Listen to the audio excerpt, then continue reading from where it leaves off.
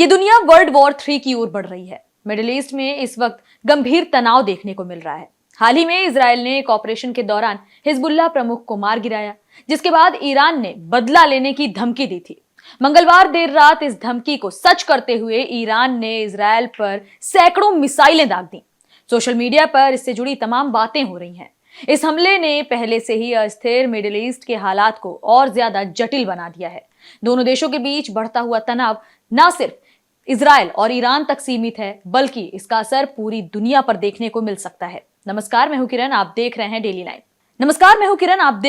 Line. Social media की दुनिया इस फिक्र से बिल्कुल भी बेखबर नहीं है कि एक तबका ईरान के साथ खड़ा है और एक तबका इजराइल के साथ, और अगर वर्ल्ड वॉर 3 होता है तो इसका खामियाजा पूरी दुनिया को भरना पड़ेगा। कुछ लोग इस दौरान दुनिया में लंबी जंग की आशंकाओं से घिरे होने की बात कर रहे हैं। ईरान के मिसाइल अटैक के बाद इजराइल के प्रधानमंत्री बेंजामिन नेतन्याहू ने साफ कहा है कि ईरान ने मिसाइल दागकर बहुत बड़ी गलती कर दी है। हमले के बाद ईरान ने कहा कि नसरल्लाह की शहादत का ये पहला बदला है, तो ये तो शुरुआत है। यरूशलेम में सुरक्षा कैबिनेट की बैठक के दौरान उन्होंने कहा कि ईरान को इसकी कीमत चुकानी होगी। सोशल मीडिया पर भी वर्ल्ड वॉर 3 ट्रेंड कर रहा है, जहां लोग इस बात की चर्चा कर रहे हैं कि युद्ध के परिणाम क्या होंगे।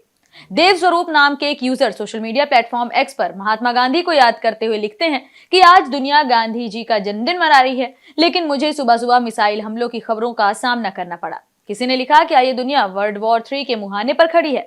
ईरान के इजराइल पर किए गए हमले के बाद दुनिया भर से मिले जुले रिएक्शन सामने आ रहे हैं।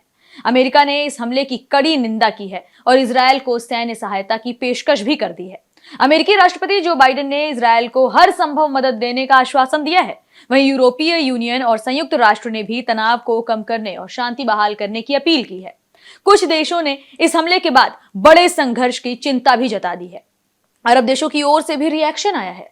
कुछ ईरान के समर्थन में हैं, तो कुछ ने शांति की अपील की है।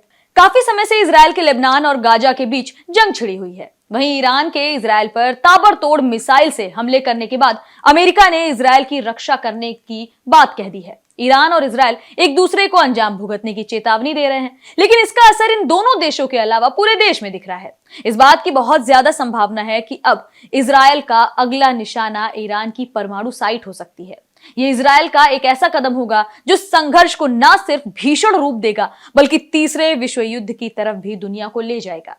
Mirror.uk की रिपोर्ट के मुताबिक इजराइल की परमाणु साइट पर हमले को ईरान अस्तित्व पर खतरे की तरह देखेगा। ईरान का परमाणु हथियार हासिल करने का सपना काफी पुराना है। ऐसे में ईरान इस तरह के हमलों के बाद पीछे नहीं हट सकेगा। इजराइल और ईरान के बीच सैन्य टकराव बढ़ने पर पश्चिम भी इसमें शामिल होगा। ईरान के सहयोगी रूस, उत्तर कोरिया और चीन भी हालिया घटनाक्रम पर नजर बनाए हुए हैं। वहीं यूक्रेन में भी संघर्ष है, जहां रूस के सामने लड़ते यूक्रेन को पश्चिम का समर्थन है। यही वे चीजें हैं जिनकी वजह से तीसरे विश्व युद्ध की आशंका बढ़ गई है। कुछ एक्सपर्ट्स का कहना है कि विश्व युद्ध में दुनिया पहले ही उलझी है, बस इसका रूप अलग अलग है। इसे हाइब्रिड वॉर कहते हैं, जो पर्दे के पीछे से लगातार लड़ी जा रही है। इसमें गुप्त सैन्य अभियान, मिशंस को अस्थिर करना, दुष्प्रचार, चुनाव में हस्तक्षेप और हैकिंग शामिल है। इजराइल अपने पड़ोसियों पर हमले के पीछे तर्क दे रहा है कि वे खुद को सुरक्षित करने के लिए ऐसा कर रहे हैं। हमास और हिजबुल्लाह से इजराइल लंबे समय से खतरा महसूस करता रहा है, इनको खत्म करना चाहता रहा है। हालांकि ये हमले लेबनान और फिलिस्तीन में गंभीर संकट पैदा कर रहे हैं। इसका विश्व स्तर पर असर साफ नजर आ रहा है। व्हाइट हाउस के एक अधिकारी ने बताया कि अमेरिकी राष्ट्रपति जो बाइडेन ने उपराष्ट्रपति कमला हैरिस और नेशनल सिक्योरिटी टीम के साथ बैठक की। इस बैठक में ईरान के इजराइल पर हमले की चर्चा की गई। साथ ही इजराइल को इस हमले से कैसे बचाया जाए और इजराइल में फंसे अमेरिकियों की मदद कैसे की जाए, इस पर बातचीत हुई। इससे पहले ईरान ने इस साल अप्रैल में इजराइल पर हमला किया था, लेकिन इजराइल ने अमेरिका, जॉर्डन और दूसरे देशों की मदद से ईरान की तरफ से दागी गई सैकड़ों मिसाइल और ड्रोन को पूरी तरह नाकाम कर दिया था।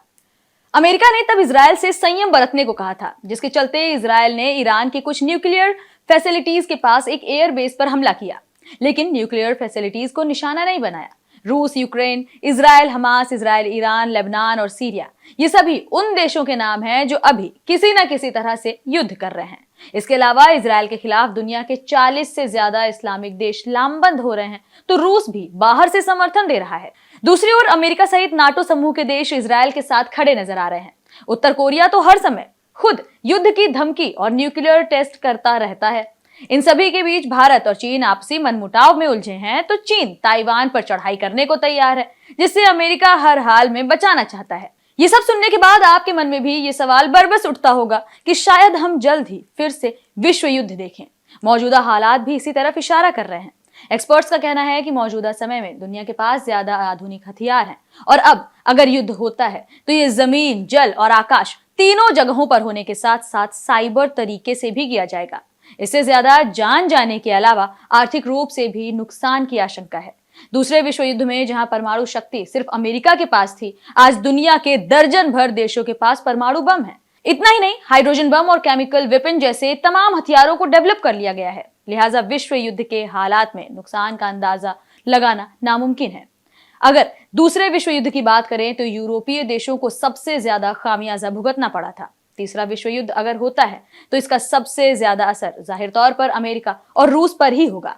इसकी वजह यह है कि इन दोनों देशों ने ही एक दूसरे के खिलाफ कई देशों को लामबंद कर रखा है। जाहिर है कि युद्ध के हालात में इन दोनों देशों को न सिर्फ आर्थिक रूप से मदद करनी होगी, बल्कि अपने साथियों को हथियार भी मुहैया कराने पड़ेंगे।